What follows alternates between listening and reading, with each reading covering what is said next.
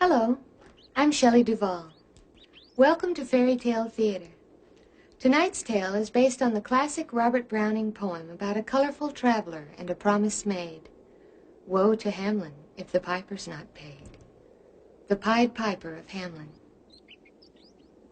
Eek!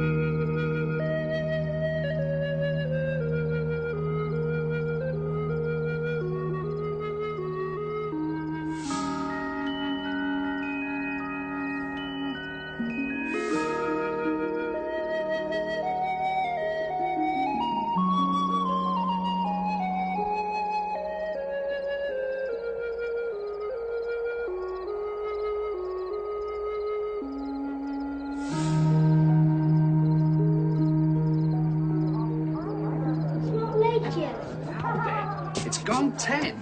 This is really a scandal. But I'm on holiday. What's the point of being on holiday if you can't stay up? It's a very clever argument, young Willie, I'm sure. And one I'm certain I can't answer as you phrased it. Put like that, I see no reason why you shouldn't stay up until dawn. That's what holidays ought to mean. Then...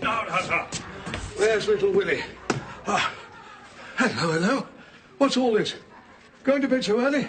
That's the idea. Well, what about the music? You're just tuning up downstairs. Why can't I stay and hear the music? Robert, why can't I? Papa and Mama needn't know. They're in London. What a devious little creature you are, to be sure. You put me in mind of St. Augustine's observation, that the innocence of children is due less to the purity of their hearts than the weakness of their limbs. Oh, don't be such a worrywart. The boy's parents are in town, as he says. Where's the harm? They needn't know of young Willie's nocturnal revels, eh? You're not being particularly helpful, Edward. Where's your sense of responsibility? Come along, Willie, into bed with you. I promised your mamma and papa that a certain measure of decorum would be observed if they let you come into the country for a fortnight to amuse us all. Now, they've kept their end of the bargain, and you've kept yours. We've all enjoyed fighting the Red Indians with you on the heath. I'm sure my coachman can't recall such excitement. Edward. And you've kept yours. Now, I must keep mine. Yes, or pay the piper. That's how it goes, I shouldn't wonder. Pay the what? My dear Edward, will you kindly adjourn so I can get this boy off to a decent night's sleep as I promised? All right. Well, Willie, it looks as if we're beginning to pay the piper already. Good night, young man. Good night, sir. What does that mean? Pay the piper. Who's the piper? Who's the piper? And what must he be paid? What a lot of questions. This wouldn't be another diversion on your part, would it, Master William? I only want to know what it means. All right. If I explain it to you, will you go off to sleep without further demur or procrastination? Is it a story? Well, yes. Actually, it is a story. Now, have I your promise? Bet at my conclusion? Does it have a ghost? No, it does not. Oh. But it has several dreadful goings-on. Oh. Now, have I your promise? Promise. Very well. Hamelin town's in Brunswick, by famous Hanover City. The River Weser, deep and wide, washes its wall on the southern side. A pleasanter spot you never spied. But when begins my ditty? Almost 500 years ago. To see the townsfolk suffer so from vermin was a pity. Vermin? Rats! Rats. Rats. They fought the dogs and killed the cats. Bit the babies in the cradles. They ate the cheeses out of the vats. And licked the soup from the cook's own ladles. Yuck! They split open the kegs of salted sprats. The rat catcher. made nests inside men's Sunday hats. You dirty rat! They even spoiled the women's chats. So I just said to him, if you think I intend to go...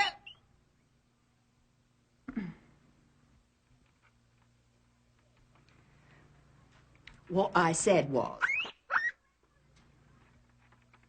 Well, you're absolutely right. Imagine him supposing that you'd put up with that sort. Having a touch of indigestion, dear. It wasn't me. Oh, well, don't look at me.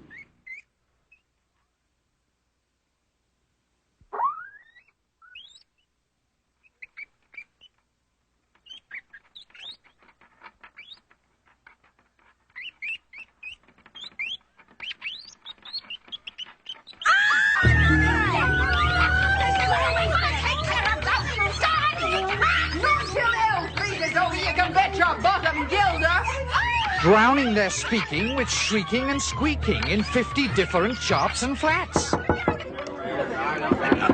Hold there. This assembly's called to order. To order. Oh. Make a note of that, town recorder. Just a moment. Where's the mayor? He said he'd try and stop by later. Something about a major meeting having to do with banquet seating. Typical! You know what that's about. They're sitting there drinking stout. Silence, please.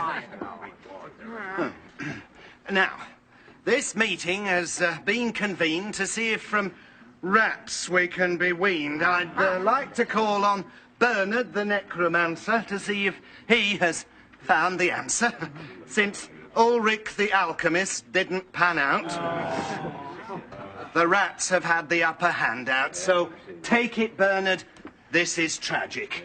The folks in Hamelin could use some magic. Well, what follows it? Speak out! This is a study commissioned by the corporation, the result of years' intense investigation. We don't know what causes the rats to flourish in multiplicity, or why they've chosen to do it in our fair city. Don't bother us with those details. Tell us how to get rid of them. Heads and tails. Get rid of them? Well, that problem's hard to fix. After all, this is the year only 1376. It's later than you think. Be reasonable. These rodents aren't mink. We don't know what makes them slink about in nooks and crannies, attacking cooks and nannies, driving us to drink on the brink of desperation. You see this? This is perspiration. Science hasn't figured out the rat. After all, we still think the world is flat. We've given them rat's bane, but it's no use. They drink it just like orange juice. Hamelin's gone from bad to worse. We must conclude that there's a curse. We know that! We have had one new suggestion. Somebody seems to think that if we all rubbed snake oil all over our bodies, it would make such a steam. No more potions! We've had it with your smelly notion! Adjourn! This meeting is adjourned! You hear, adjourned!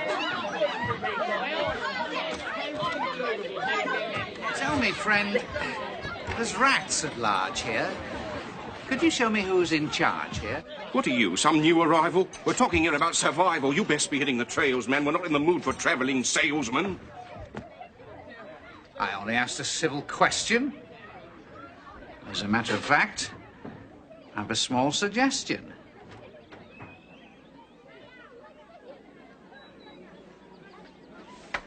You mustn't mind them. They're just frightened. Too much so to be enlightened by any wandering... Are you an actor? You might call me a rat attractor. Consider me yet another factor in mankind's never-ending vermin war. I try to help man even up the score. Unless, of course, I am not heeded. I never intrude where I'm not needed. You're needed here without a doubt. You must have figured that much out. But you must take your application to the mayor and corporation. That's where you should be appearing to get yourself a decent hearing. Thanks, young sir, for your advice. I'll take it, and I won't think twice. And this I'll promise. The time may come when I wear out my current welcome. Should that happen, you have my word. I'll remember what I heard here and give you my protection. Against what? Why, against unnatural selection. Remember, young sir, that all's illusion, and dreams, though potent, are no solution to the problems that we face. The rainbows that we chase are no more real than the idea your foot will heal. My words, no doubt, seem strange to you, but please remember that they're true.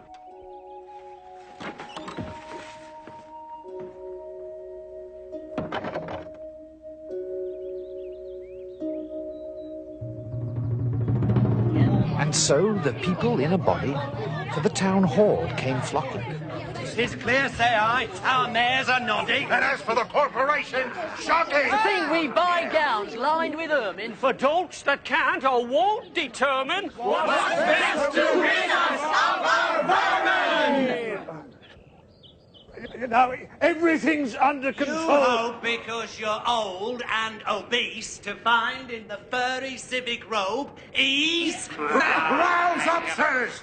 Give your brains a racking to find the remedy we're lacking. Or sure as fate, we'll send you packing! Good people, hear me! At this, the mayor and corporation quaked with mighty consternation. An hour they sat in council.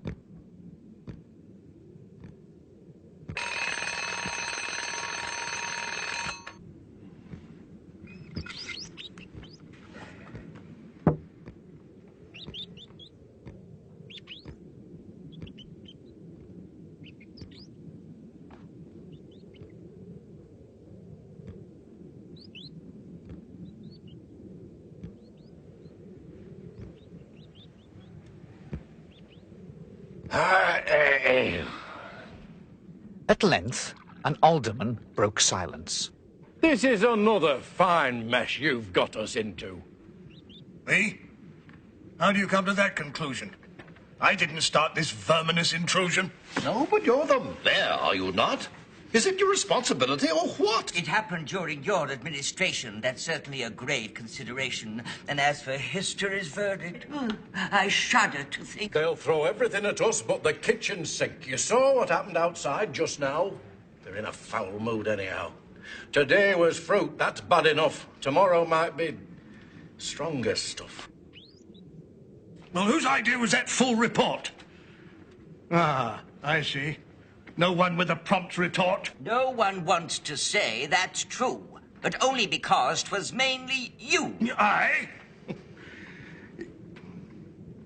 'Twas really I? Oh, me. Oh, my. Perhaps I should lay down my mitre to someone who's a wee bit brighter. Perhaps they should all change their vote and shift the government to someone of note who'll... Not so fast. You're quite forgetting all the salaries we're getting. Don't talk like that, it's just upsetting. Changing the mayor is no solution. Not for our pockets, nor this pollution. Will no one rid me of these meddlesome rats? If they did, I'd consider changing hats and taking my place alongside you and let history say simply... Oh, boo. You're bargaining with empty air. We need to enter their whole lair. We don't need self-sacrifice. That probably only works with mice. For the gilder, I'd mine ermine gown sell. I wish I were a mile hence. It's easy to bid one. rack one's brain. Oh, I'm sure my poor head aches again. I've scratched it so, and all in vain. Oh, for the trap! A trap! A trap! Just as he said this, what should hap at the chamber door but a gentle tap? A gentle tap. Patience! What's that? Oh, only a scraping of shoes on the mat. Anything that sounds like a rat makes my heart go pitter-pat. Come in! The mayor cried, looking bigger. And in did come the strangest figure. His queer long coat, from heel to head, was half of yellow and half of red. And he himself was tall and thin, with sharp blue eyes, each like a pin, and light loose hair, yet pasty skin, no tuft on cheek nor beard on chin, but lips where smiles went out and in. There was no guessing his kith and kin, and nobody could enough admire the tall man and his quaint attire. Quoth one, It's as my great-grandsire, starting up at the trump of doom's tone, had walked this way from his painted tombstone. Who let you in, sir? Go away. We're giving no free meals today. You've interrupted a serious matter. Perhaps I have. Yet I flatter myself that I could fix... We want none of your cheap theatrics. We've no time for strolling players. How's Hamelin fixed for rodent slayers? Oh, no, not another necromancer. We're giving none a second chance, sir. State your business and depart. We've lost our faith in your so-called art. Please, your honours, pardon me. I'm able, by means of a secret charm, to draw all creatures living beneath the sun that creep, or swim, or fly, or run after me, so as you never saw. Oh, what did he say? And I chiefly use my charm on creatures that do people harm. The mole, the newt, and the toad, and the viper. And people call me the Pied Piper. And here they noticed around his neck a scarf of red and yellow stripe, to match with his coat of the selfsame check. And at the scarf's end hung a pipe, and his fingers, they noticed, were ever straying, as if impatient to be playing upon this pipe, as low it dangled over his vesture, so old-fangled. Yet, say I, poor piper as I am, in Tartary I freed the Khan last June from his huge swarms of gnats. I eased in Asia the Nizam of a monstrous brood of vampire bats. Easy enough for you to say. Those places are far enough away. How do we know your tales are true, that we should place our faith in you? Your reservation's not unjust, and I'll respond to earn your trust. These rats, I say, are come from Satan, and if their exit you would hasten, I urge you heed my brief oration. I've done business with the best, north or south or east or west. My powers have yet to fail a test, and my references are on request. You say your city's plagued with frogs? I'll have them disappear in bogs. Or if your township's cursed with lice, I'll pack 'em off to paradise. Piping's my game. Extinction's my goal. Wide is my fame. Famed is my role. My offer's one you can't refuse, unless you see how you could lose. So, I propose a simple pact. To solve your problem for a fact, say yes. And I'll proceed at once. You should be free of rats by lunch. Oh. And, if by chance you keep your word, say you What shall be your reward? As for what your brain bewilders, if I can rid your town of rats, will you give me 1,000 guilders? 50,000! Was the exclamation of the astonished mayor and corporation. 50,000's not my fee. 1,000 guilders contents me. Now, have we a bargain made? Then 'tis time for me to ply my trade.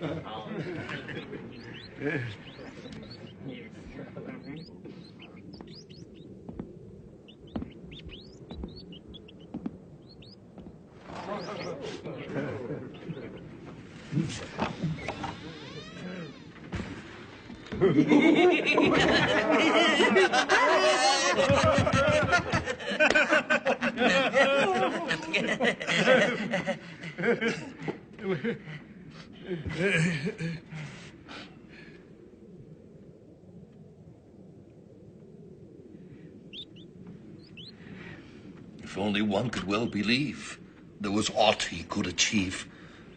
No harm, I ween, to let him try. But if he fails, I know I'll cry.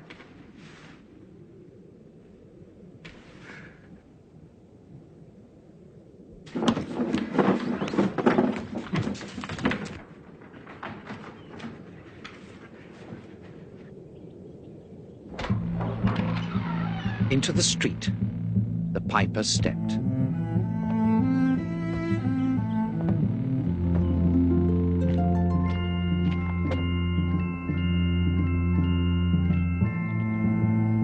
Smiling first, a little smile, as if he knew what magic slept in his quiet pipe the while.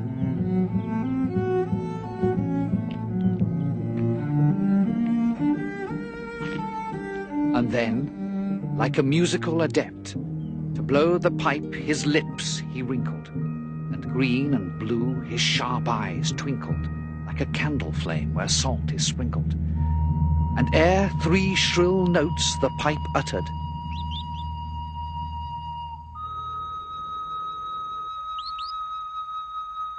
Hey, is he piping?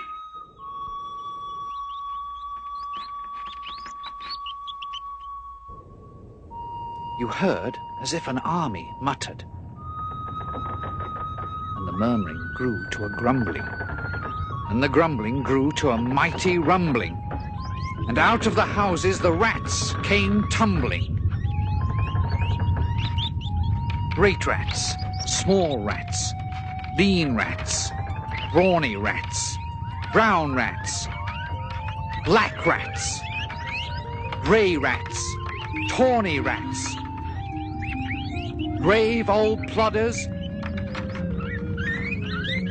gay young friskers, fathers, mothers, uncles, cousins, cocking tails and prickling whiskers, families by tens and dozens, brothers, sisters, husbands, wives, flocked to the piper for their lives. From every which way, rats came streaming. So many rats, it looked like dreaming.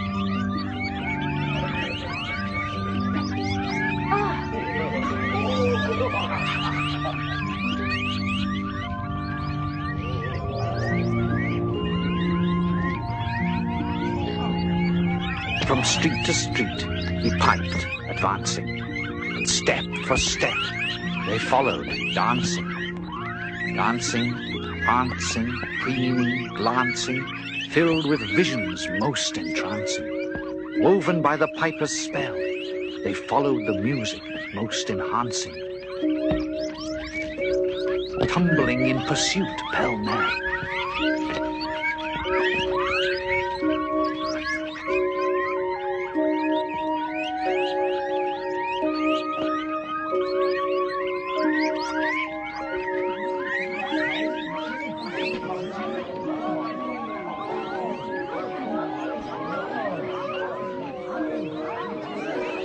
until they came to the River Weser.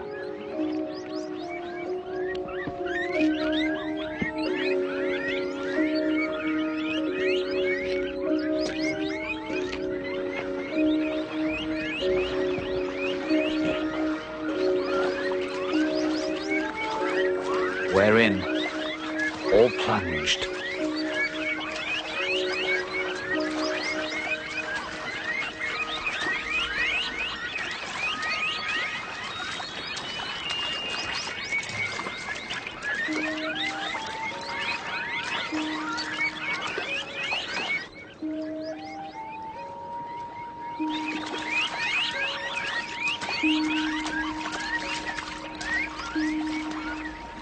And perished. You should have heard the Hamelin people ringing the bells till they rocked the steeple. Easy does it. Preparing to feast in jubilation to mark the rat reign's expiration. Cooking without rats. Who'd believe it? It's difficult, I must say, to conceive it. No more rat soup or rat tattooey. Or any rat sandwiches or any rat louis. Sleep, my child, and don't you wonder? There's no rats your crib to plunder, and through your dreams they'll never blunder. And now the town was free of vermin, students were free to learn their German. Quiet, please. Let's have no talk. That was just a bit of chalk. And sleeping dogs were left to lie in peace to watch the world go by. Let's hear it for the mayor and corporation!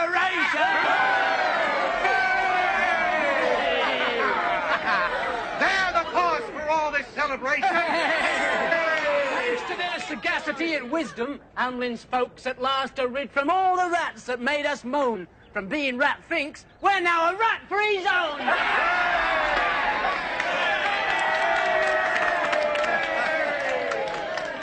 Friends, Hamelinites, and countrymen, lend me your ears. We certainly enjoyed those cheers. It wasn't easy, you may be sure, to get for Hamelin this rat cure. Your mayor and your corporation labored hard, with much vexation, frequently in consternation, working sometimes through the night to try and see our way to light, scorning food and drink's delight to fulfill your great expectation. And now we come to you in victory and bid you succumb to topsickery, omitting though no sage preventions to thwart any other rat's intentions. Go, good people, get long poles, poke out the nests, block up the holes, consult with carpenters and builders, and leave not a trace. But first, if you please.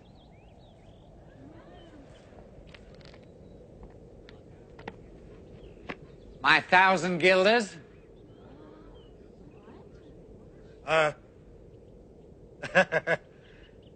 Just a minute. Gentlemen, let us withdraw. I think there's something in my craw. That's it, folks. Take a break. What? Don't just stand there like a wake.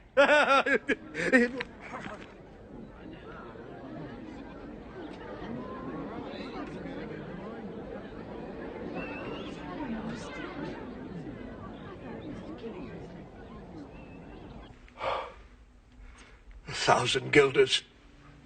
I feel blue. So does the corporation, too. Council dinners make rare havoc. With claret, moselle, Van de Grave, and hock. And half the money would replenish our cellar's biggest butt with relish. But what on earth are we to tell him? Perhaps an accident should fell him. Put that down. We can't be furious. Such an action would be spurious.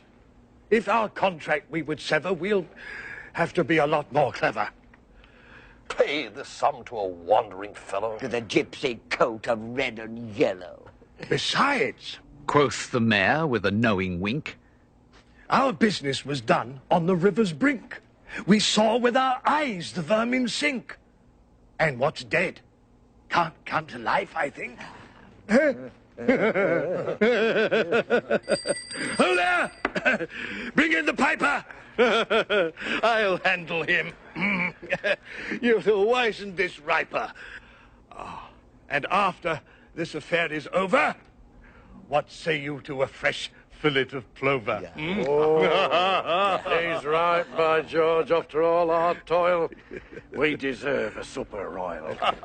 And nothing let our pleasure mar. You know I dote on caviar. And further to our pastures, I move we vote ourselves array. The piper, sir. Ah! Friend! We are not the folk to shrink from our duty of giving you something for drink and a matter of money to put in your poke. But as to the gilders, what we spoke of them, as you very well know, was in joke. Besides, our losses have made us thrifty. 1,000 guilders. Come, take 50. No trifling. I can't wait. Be time. I've promised to visit by dinner time Baghdad and accept the prime of the head cook's pottage, all he's rich in, for having left in the caliph's kitchen of a nest of scorpion no survivor. With him I prove no bargain driver. With you, don't think I'll bait a fiver. And folks who put me in a passion may find me pipe after another fashion. How? Do you think I'll brook worse treating than a crook? Insulted by a lazy ribald with idle pipe and vesture piebald?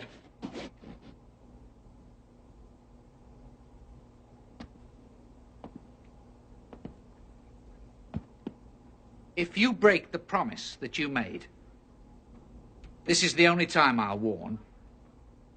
By the time the sun has changed to shade, you'll wish you'd all were never born. Do you threaten us, fellow? Go, do your worst. Blow your pipe there till you burst.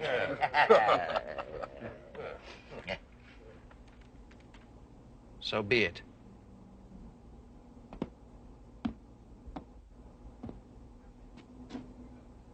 Hamelin's cursed.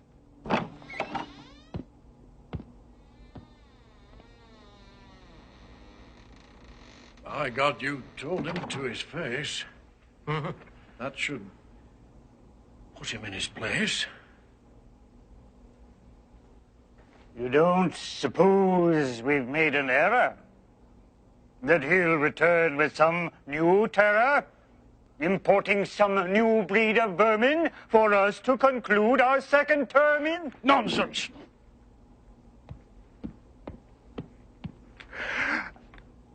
Nonsense! If revenge he plans on taking, why is he standing there and waiting? Why doesn't he just go to it? I'll tell you why. He just can't do it. Perhaps his vengeance takes some brewing. And while it does, we sit here stewing. We don't know how his plans are made. By the time the sun has changed to shade. I'm not sure why, but I'm afraid. Maybe we could offer him a medal. I'm not about to backpedal. We made a promise. We're not hicks. It wasn't a promise, it was politics. Let's leave him to his little tricks. Come, don't let's all sit here glum. We've saved ourselves a tidy sum.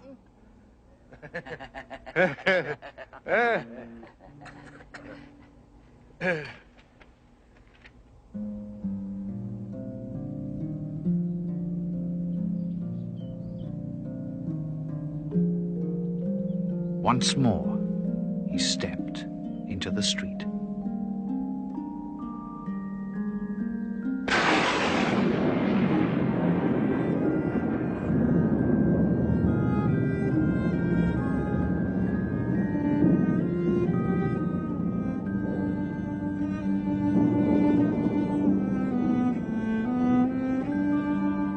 And to his lips again laid his long pipe of smooth, straight cane. And ere he blew 3 notes, such sweet, soft notes as yet musician's cunning never gave the enraptured air, there was a rustling that seemed like a bustling of merry crowds justling and pitching and hustling. Small feet were pattering, wooden shoes clattering, little hands clapping, and little tongues chattering. And like fowls in a farmyard when barley is scattering, out came the children, running. He's here.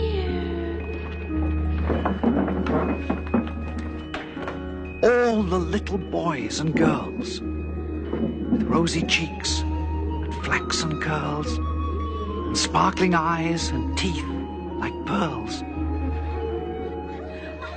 Tripping and skipping, ran merrily after the wonderful music with shouting and laughter.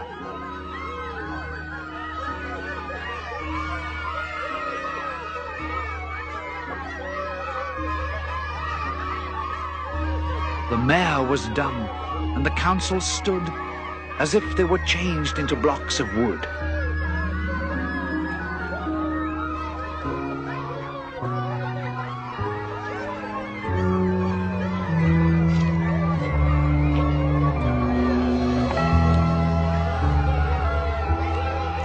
Unable to move a step or cry to the children, merrily skipping by, could only follow with the eye that joyous crowd at the piper's back. But how the mayor was on the rack, and the wretched council's bosom beat, as the piper turned from the high street to where the Weser rolled its waters, right in the way of their sons and daughters.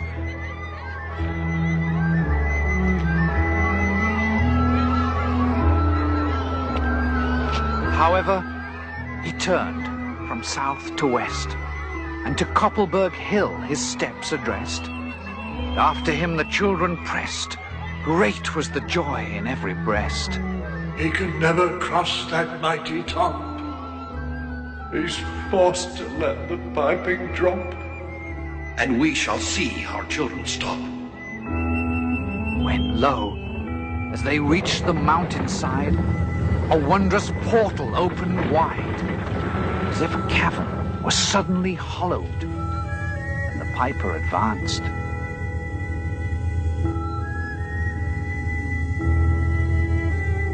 And the children followed.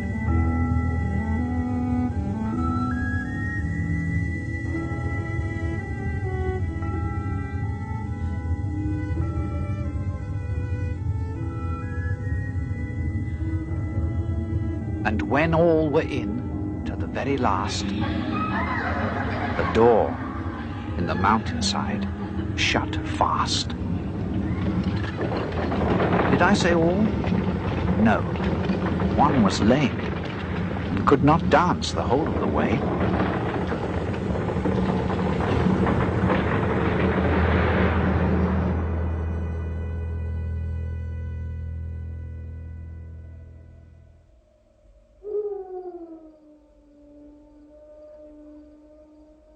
And in after years, if you would blame his sadness, he was used to say, It's dull in our town since my playmates left. I can't forget that I'm bereft of all the pleasant sights they see, which the piper also promised me. For he led us, he said, to a joyous land, joining the town and just at hand where waters gushed, and fruit trees grew, and flowers put forth a fairer hue, and everything was strange and new. The sparrows were brighter than peacocks here, and their dogs outran our fallow deer, and honeybees had lost their stings, and horses were born with eagle's wings. And just as I became assured my lame foot would be speedily cured, the music stopped, and I stood still.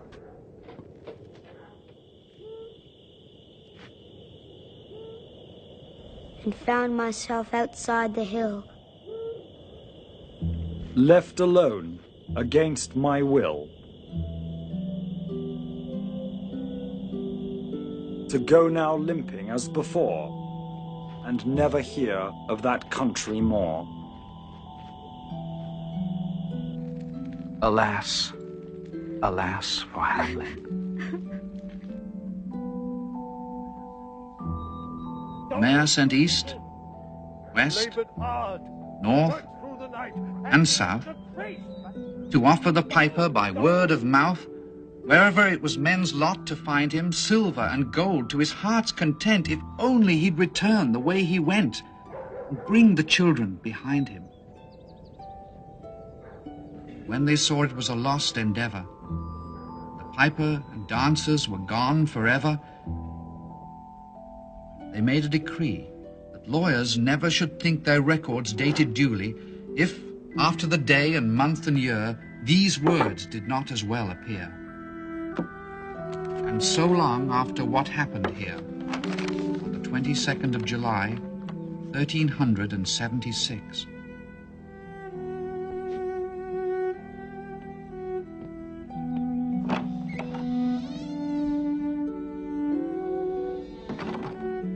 and the better in memory to fix the place of the children's last retreat, they called it the Pied Piper's Street, where anyone playing on pipe or tabor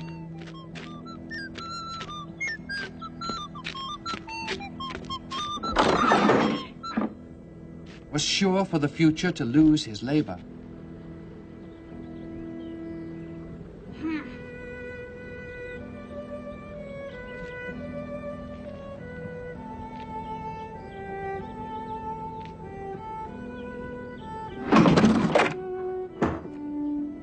Nor suffered they hostelry or tavern to shock with mirth a street so solemn. But opposite the place of the cavern, they wrote the story on a column.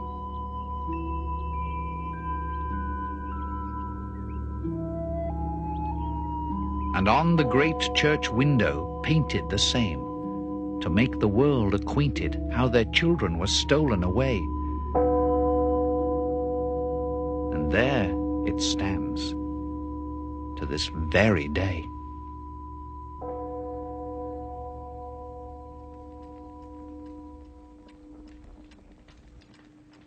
And I must not omit to say, in Transylvania, there's a tribe of alien people who ascribe the outlandish ways and dress, on which their neighbors lay such stress, to their fathers and mothers having arisen out of some subterraneous prison, into which they were trepanned long ago in a mighty band, out of Hamelin town in Brunswick land. But how, or why, they don't understand.